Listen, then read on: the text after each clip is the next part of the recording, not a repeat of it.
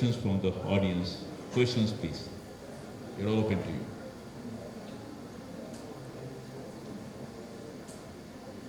Yeah, sure. So can somebody provide her a mic? A mic there in audience, please. It might work. My voice is loud. Yeah, you can use the mic. It will be even easier. Thank you for sharing your views. One question that coming to my mind, that all four of the speakers, you seem to have found your inspiration. You seem to have found your path for seva or life or a career that you're living. If you could share very shortly in a couple of sentences or a story, what was the trigger that led you to where you are today?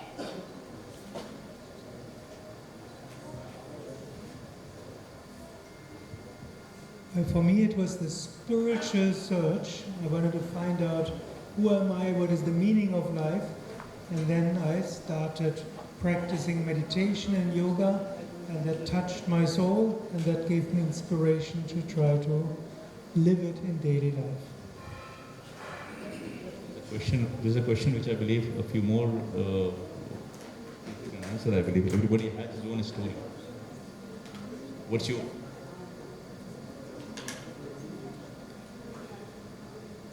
Normally when people ask me this, I tell them, you are using less than 1 minute to ask a question that requires a lifetime of answer.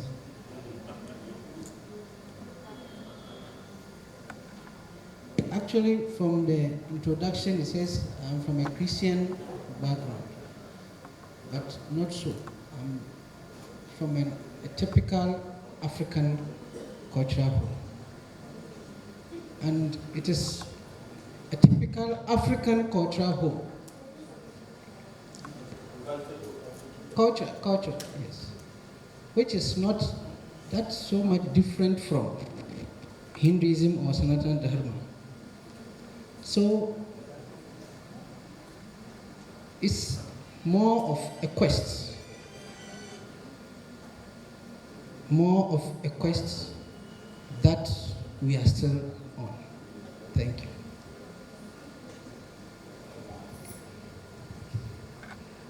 During the course of my work, I see a lot of problems with the people because my interface with the communities is very acute because I come across different aspects of crime and violence, and I see how low levels of insensitivity or sensitivity actually exists in the society. And but I feel that law enforcement, justice delivery, and governance systems as such in a welfare state can do a lot, but it becomes subjected to the capacities of the service providers, how they interpret their work. So I feel that the interpretation of the governance agents, the law enforcers, has to be made more humane, has to be made more justice oriented, service oriented, and so coming face to face with these realities, I think that why my colleagues or my subordinates are not behaving the way they should be behaving. So that triggers me, and this is how I've been getting more involved into this. Thank you. I hope that gives you some answers. Any more question, please? My question is to Mr. Vineet Kapoor. As you said that society's intervention is required for so many things, and you have to take along with you, like community policing schemes and others. So there are two ways of management or administration: autocratic system or democratic system. We usually believe that democratic system is the most favorable system for the society also. So once you are seeing the law and order, you are in a commanding position and there is some law and order situation arises or something. then basically you need to take command of the things. And their democracy, we as a police officer generally don't follow that pattern, because there's one command, unified command is required in the army, in forces. So what is your takeout with so long service experiences? What kind of leadership is more relevant at that time? Can we solve it with the democratic way? Yeah, very good to. Democratic way is the accountability to the people. So this is also democratic that you are answerable to the situation which has come up, and you have to create a maximum good for the society. So you have to take command of the situation and you have to make peace at that time. So the situations change from time to time, and it's not like this is very much misunderstood whenever we speak about any values, ethics, about policing. People always take us to the extreme situation of a basic riot situation, and there we are creating a democratic environment of asking people what we should do. It's a very misunderstood notion of what I wanted to say. I'm saying this thing that over a period of time, you invest in the communities and create a situation in which there are people who take responsibility of their own communities, and police works with them. So over the time, the rioting situation, clashes become less. If the clash happens and people are burning property, people are killing each other, you have to take command and you have to put the law and order into place and take action where it is needed. But overall, you have to be answerable to those communities later on also. So you have not to be biased towards one community and not towards other community, very neutral, plus also see that next time this kind of situation doesn't happen. So you have to create an environment. So that's why I mentioned that 80s, 90s, there were a lot of riots happening. Now the riots have come down. There are many other socio-political reasons because of which they have come down, but there are also policing practices which have also created a situation that over the time these things have reduced. Thank you. I believe it is more of peacetime preventive working of police he is talking about. Any more question, please? We still have time. Yeah, sure. Question from front bench. Sir, Manya Agrawal, I just request you to not take my question otherwise. It's just that we have heard that India is a nation state. Talking about the nation state, the state is something which has a territory, population, sovereignty and a government. So we can agree on the fact that, yeah, it is a state. And talking about nation, it's not, we cannot give it a particular definition, but it is the feeling and an emotion of togetherness, something that binds the people together. So with a country such diverse as India, how do you think we have historically managed to control this diversification or to bring all these people of different mindset, different ideologies, different cultures, different language together? And how did we hold it together for so long? Unlike smaller countries like Sri Lanka, the Sinhalese and the Tamilians there, and Belgium, the Dutch and the French, such small countries, they had such disruptions in their governments. But how did India hold the diversity so stronger than in comparison to these countries? What's your opinion on this?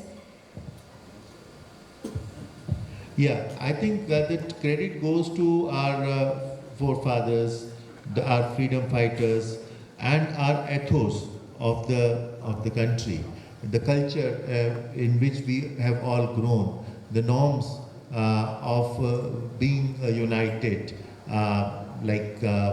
all those cultural norms are there, which create a situation in which we try to respect each other.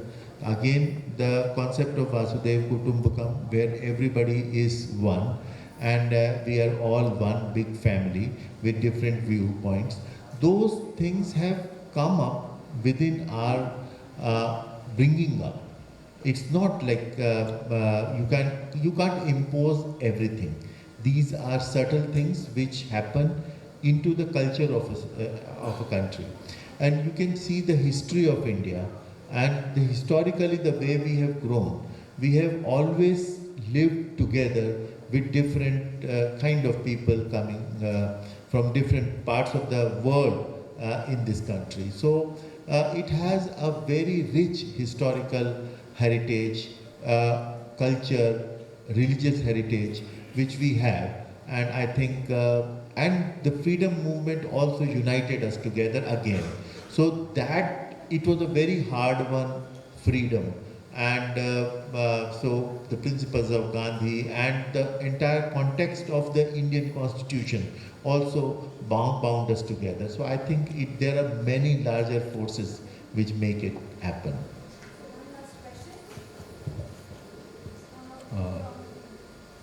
Yeah, sure. So basically, most of the time, you talked about several things, but one of the most particular things that clicked me was introspection that you talked about. To dive into oneself, to find our own demons before pointing them out to others. So what do you think is a healthy way of introspecting ourselves? Because I do not think that everyone wants to look like in their souls and to find the devils within. They do not want to confront the evils. They just want to highlight to the world that how good they are. So how do you think that we can introspect ourselves in a true manner? When we deal with ourselves, we should also have that same positive attitude. The attitude is in the inside of us, there's the divine. And if we meditate, we can sometimes feel it. And then we ourselves will mean good. And even if there are emotions like anger, fear, and so on, we can also ask the question, what positive interest is behind? For example, get angry, we can say, well, there's a sense of justice there. Or if I get fear, there's a sense of protection I need. Or if there's in a relation, there's jealousy, it means I love my partner so much. So if we don't need to say, oh, I'm evil, I have this, I have that, or that. So I want, when you go to introspection, go beyond the obviously devils, because the devil in real doesn't exist in us either. I don't believe you have demons and devils in us. We have interests, we have the desire to do positive things, we want to be a positive force in the world, and on the path to there, we get emotions which, when lived out without checking, create lots of suffering. But go beyond, go deep inside yourself, and you'll discover there will only be positive things you want to achieve. And then you have to find out how to do it in a good way. And then, of course, you have to deal with emotions, but this will not be possible in two-liners. Any more question? Yeah, sure. I also come from the family of police, and sir, you have done a wonderful presentation. In fact, Mr. Sinha from JSW, and we were talking about your presentation. It was like very thorough and very professorial.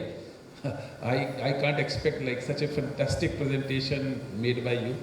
And I was just thinking, like, although you were making very proactive and very engaging strategies to look after the community, but when we, imagine police, the corollary of police is fear.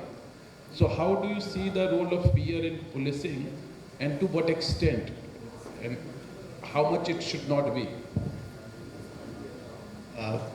I think, again, like the whole spiritual discourse as it is going on throughout the day today, it makes it very clear that detach the action from the person.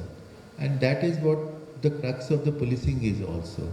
That the act might be wrong, and so to hate the act, do take actions on the act, but don't victimize everybody on that ground. And there is a crystallization of culture of coercive policing. So they think that fear is like in Hindi they say abhushan hai. It's a ornament of the mighty, but it's not like that. In a sane world, in a sensible world, fear is a primitive thing.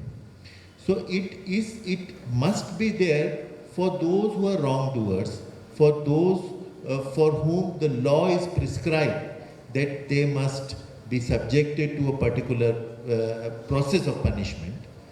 But rest of the public should find a very good Samaritan in police.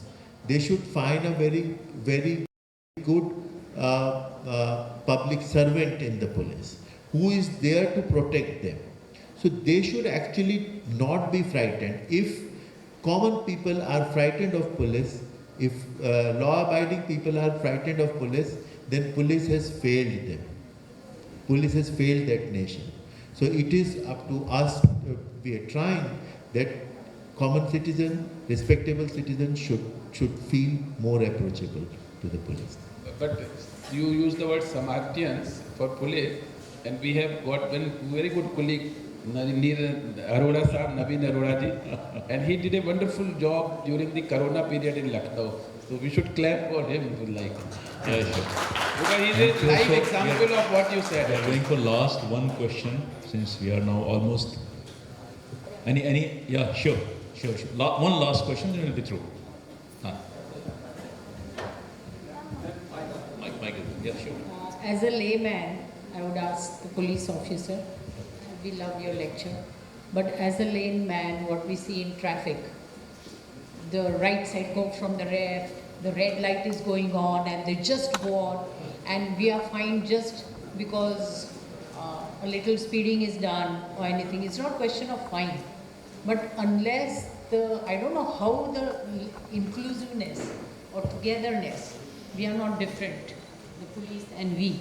How as a local person, awareful local person, can deal with the traffic police or anything, how can we give our complaints or which is difficult?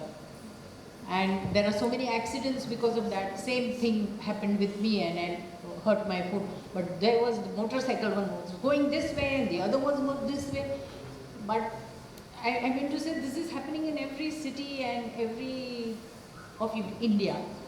So is there anything which we can include and give up, or the police, we have gathering together, especially senior citizens like us, we have time and we have things. This must be a small episode, but this is not a small episode because accidents are so many. But then how can we be included and how can you and me or anyone work together for a better Yes, ma'am. or is there anything? No. Actually, I fully agree with what you are saying, and it's a very unfortunate situation that these kind of things happen. And it also speaks about the sheer insensitivity of our own brothers and sisters who are driving past the motorcycles. Because it's not always the fear, as we are saying, that we just can't conquer this thing just by creating fear. It has to be a good social sense, civic sense in the public. If the civic sense is not there, it is very difficult to impose these kind of laws. But sorry to interpret, the police is there. Yeah. I can see him and I can see him daily. But he is talking, otherwise he is Yeah, not so that- awareful. No, And if so that how- is the situation, that is also wrong. We are trying to create a situation, but there is a lot of lacking there. I feel that what you said, that how we can work together on this. Meetings together. Yeah. So there is a concept of traffic wardens. So the traffic wardens are the citizens who can opt as traffic wardens, and then these wardens can support in raising awareness, also raising traffic education levels in the public, and other such measures. But I totally agree with you that these situations need improvement, and we are trying our best to do that. And we are very sorry that this No, happened. it's not a question. Is there any community who correlates with the local Thank you. public? We think our time is over, and I request organizers to go ahead with the ground. Thank you.